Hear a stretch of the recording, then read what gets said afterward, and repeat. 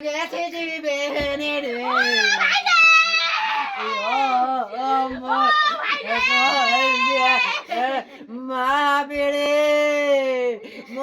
শাল মাছ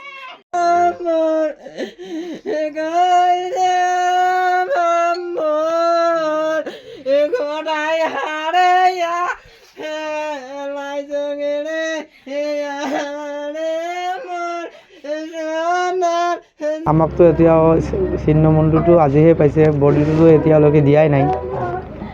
বহুতবাৰ ফোন কৰিছোঁ, মই CIDকো কৈছোঁ, আগতে যেতিয়া মই থানাত আছিলোঁ তেতিয়াও কৈছোঁ, কমচে কম মোক যিখিনি অৱশিষ্ট বডি আছে সেইখিনি দিয়ক। সেইখিনিতো দিয়াই নাই, আকৌ ৰিপৰ্টটোও দিয়া নাই। DNA টেষ্ট কৰা যে ৰিপৰ্টখন আছিলে সেইখনো দিয়া নাই। তাৰপিছত ডেথ চাৰ্টিফিকেটখন সেইখনো দিয়া নাই। আকৌ আজি ছিন্নমন্দিৰটো পাইছে। সেইটো মোৰ দাদাৰে হ'ব পাৰে, কাৰণ তাতো আৰু কোনো মাৰ্ডাৰ হোৱা নাই। যদি মাৰ্ডাৰ হ'ল হয় তেতিয়াহে গম পালোঁ, বেলেগৰো হ'ব পাৰে। এনেকুৱা মাৰ্ডাৰ হোৱা নাই, এনেকুৱা মাৰ্ডাৰটো হোৱা নাই। দেহটো যেতিয়া নাই, যেতিয়া মোৰ দাদাৰ মাৰ্ডাৰটো হৈছে তেতিয়া মন্দিৰটো নাছিল। কাৰণ এতিয়া আজি মাছমৰীয়াসকলে পাইছে, CID কিয় নাপালে? আগতে পুলিচ থানাত আছিলে, আৰক্ষীয়ে নাপালে, তাৰপিছত CIDক দিলোঁ। CIDটো বহুত কেছ চল্ভ কৰিছে, কিন্তু কৰি আছে, এইটো CID কৰি আছে, কিয় নাপালে? একে স্থানত।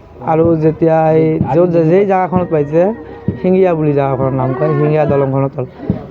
আৰু এই এটা কথা, এই যিদিনা এই মালিকৰ হালপতি সেইদিনা ৰাতি, ঘটনাৰ দিনা ৰাতি যেতিয়া সৎকাৰকো কৰিব পৰা নাছিলে, সেই সৎকাৰ যেতিয়া নাই।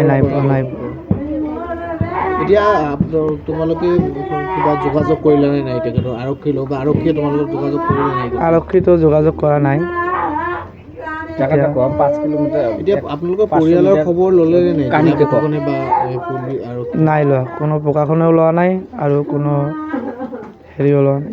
বিগত 31 মে'ত ঢাকুৱাখানা লক্ষীপুৰৰ যিটো সুনীল গগৈ আৰু জাহাংগীৰ হুছেইনক হত্যা কৰিছিল, ইতিমধ্যে বিভিন্ন ধৰণৰ মিডিয়া সংবাদ মাধ্যমৰ যোগেদি আমি চৰকাৰ প্ৰশাসনক দাবী উত্থাপন কৰি আহিছিলোঁ।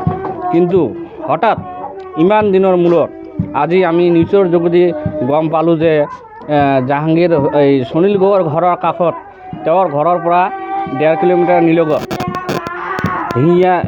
শিঙীয়া দলঙৰ তলত বস্তাত ভৰাই বল্ডাৰ দি পানীত ডুবি ৰাখিছিল তাৰ ছিন্নমুণ্ডটো। কিন্তু মাছমৰীয়া প্ৰত্যক্ষ কৰে সেইটো ছিন্নমুণ্ড বুলি। কিন্তু সেই ক্ষেত্ৰত আমি কওঁ যে অনতিপলমে পুলিচ প্ৰশাসন তাতে উপস্থিত হৈ বস্তুখিনি গতাই লৈ DNA টেষ্টৰ বাবে ব্যৱস্থা কৰি আমাৰ এই পৰিয়ালৰ ফাৰক স্পষ্টকৰণ দিব লাগে, সেইটো সুনীল গগৈৰ জাহাংগীৰ হুছেইনৰ ছিন্নমুণ্ড।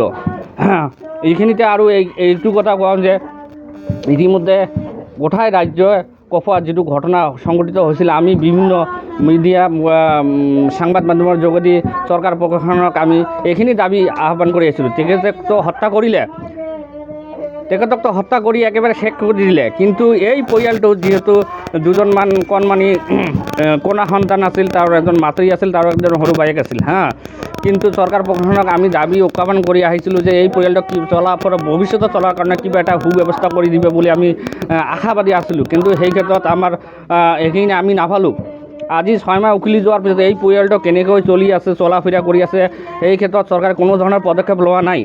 ইতিমধ্যে 5 মাহ, ঘটনাটো যিহেতু 6 মাহ হৈ গ'ল, এমাহ পিছত আমাৰ ডিষ্ট্ৰিক্টৰ ফালৰ পৰা আমাৰ বিভিন্ন দল সংগঠনৰ যোগেদি প্ৰতিবাদ কৰাৰ পিছত ADC ছাৰে যদিও অহা কথা আছিল, তেখেতে নাহিলে।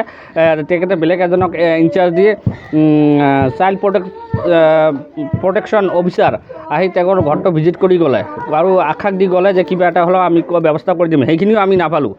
এইখিনিতে এইটোও কওঁ, আৰু এটা কথা, আমি এই আপোনাৰ চেনেলৰ যোগেদি বহুত চৰকাৰ প্ৰশাসনক কাকতি মিনতি জনাই আহিছিলোঁ।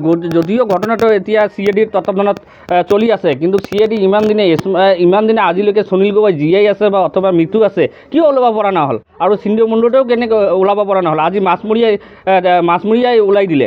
এইটো বৰ নীলজনক ঘটনা। CID 100% ব্যৰ্থ হৈছে বুলি ক'ম বুলি। যিকোনো খবৰৰ বাবে যোগাযোগ কৰক 7090173330 অথবা 7099017990 নম্বৰত।